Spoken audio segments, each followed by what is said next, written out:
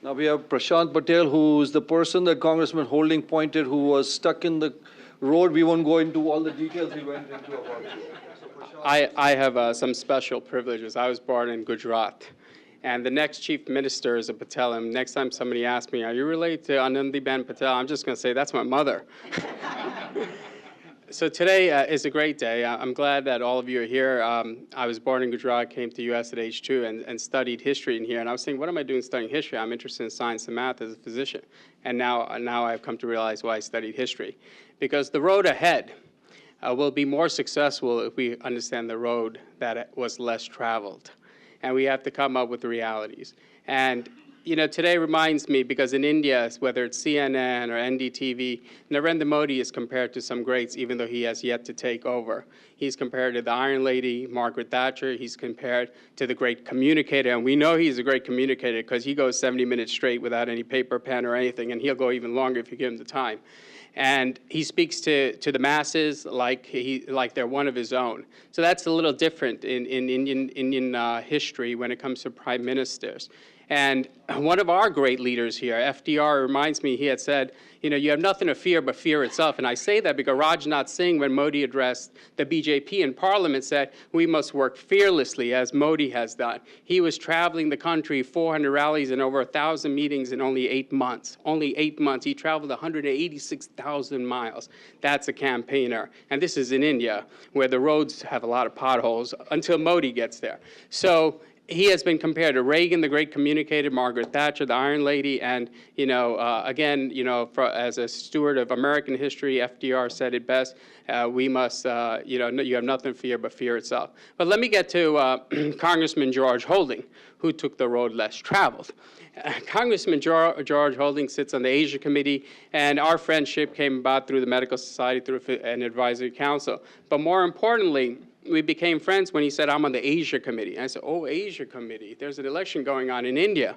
I said, George, you and I have to talk. And Rajnath Singh happened to be in town because Chairman Puri organized the Afghanistan in geopolitical conference last June. I said, George, Rajnath Singh, and I'm not trying to get political, he's the Karl Rove of the BJP party. Because I knew George might not know who Rajnath Singh is. I said, you got to go for lunch with him. So I called Sanjay and said, oh, yeah, we would love to have Congressman Holding. And you know the great thing about Congressman Holding, he was a district attorney, United States district attorney. And I didn't have to explain to him the impacts of political corruption on society. He was a United States district attorney. I didn't have to explain to him the impacts of terrorism because he prosecuted 8 homegrown terrorists in our county and the adjacent county, and one was found dead in Pakistan or Afghanistan due to a drone strike because he somehow escaped. So India and U.S. have a lot in common. You've heard it before, the oldest democracy, the largest democracy. I'm not going to go into that.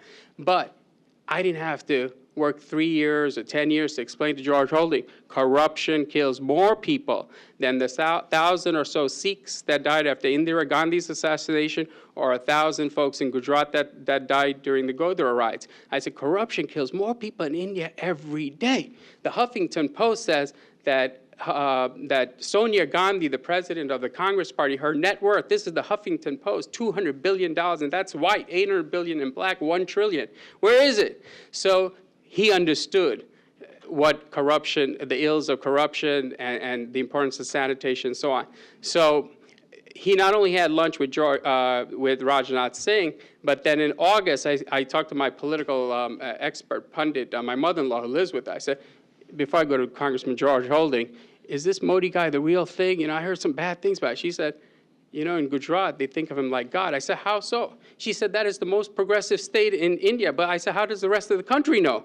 He said, they watch TV. The other thing she told me is criminals from other states come to Gujarat. It's this, quote, safe haven for them, meaning after they're released, because those states don't let them live there. And then when they go back to their homes for engagements, they say, man, that Gujarat state, that's great. That's a great state. So they were spreading the words, as was the media.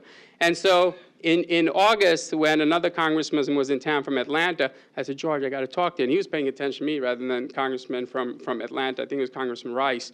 I said, George, we need to avoid a diplomatic blunder of the highest proportion. there's this guy, Modi, he's won 3 elections. Remember, I was only born there. I came to U.S. at age 2, grew up in New York City. I said, you know, he might be the candidate of the BJP. That's what my sources tell me, my mother-in-law.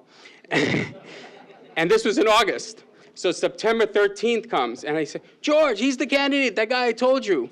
And so he consults with Chairman Ed Royce of the House Foreign Affairs Committee. I said, George, you got to take an invitation to India like we do in weddings for him to come to America.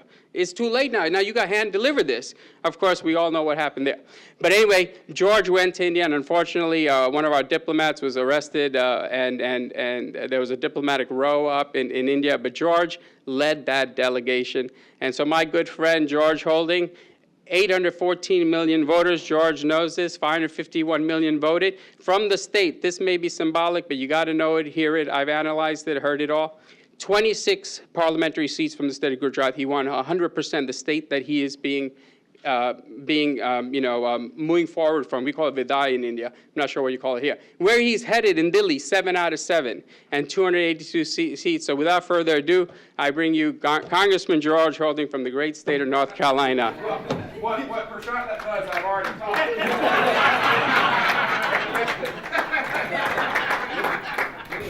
But I just echo everything Prashant said. That's good.